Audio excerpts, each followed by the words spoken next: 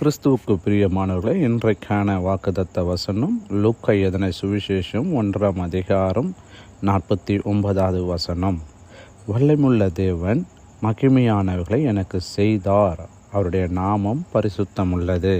ஆம் பிரியமானவர்களே, கிறிஸ்துவுக்கு பல பெயர்கள் உண்டு. அவை ஒவ்வொன்றும் அவருடைய குணாதிசயங்களையும் வெளிப்படுத்துகின்றன. அவருடைய பெயர்களில் வாக்குத்தத்தங்கள் உண்டு. அவர் நமக்காக என்னென்ன செய்வார் என்பதையும் அவை விளக்குகின்றன.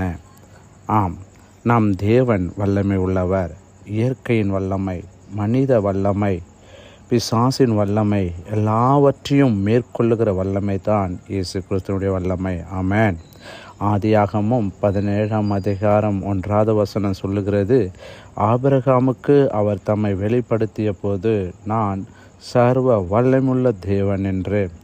கர்ப்பம் செத்த நிலைமையிலும் ஸ்திரீகளுக்கு வழிபாடு நின்று போய்விட்ட சூழ்நிலையிலும் ஆபிரகாமுக்கும் சாராளுக்கும் கர்த்தர் குழந்தையை கொடுத்தார். அவர் வல்லமையுள்ள தேவன். ஆம் தேவ பிள்ளையே, கடல் அலையை அதற்றினவர், புயல் காற்றை அதற்றி நிறுத்தியவர், கடலின் மேல் நடந்தவர் வல்லமையுள்ள தேவன் அல்லவா? அவர் சொல்லாகும், அவர் கட்டளை நிற்கும்.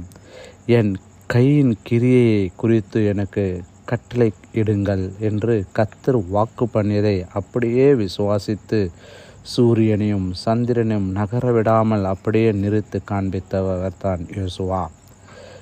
லூக்கா எழுதின சுவிசேஷம் 7ஆம் அதிகாரம் 22வது வசனம் சொல்லுகிறது, இயேசு கிறிஸ்து தமது வல்லமையினால் பிசாசுகளை துரத்தினார், மரித்தவர்களை எழுப்பினார், வியாதிஸ்தர்களை சுஸ்தமாக்கினார், குருடர்கள் பார்வை அடைகிறார்கள், சப்பானிகள் நடக்கிறார்கள், மரித்தோர் எழுந்திருக்கிறார்கள், தரித்திரத்திற்கு சுவிசேஷம் பிரசங்கிக்கப்படுகிறது, பிணியாளிகளை குணமாக்கத்தக்க கர்த்தருடைய வல்லமை விளங்குகிறது. ஆம், கர்த்தர் அந்த வல்லமையை தாம் சீஷர்களுக்கு கொடுத்தார். என்னை விசுவாசிக்கிறவன் நான் செய்கிற கிரியைகளை தானும் செய்வான், இவர்களை பார்க்கிலும் பெரிய கிரியைகளையும் செய்வான் என்றார்.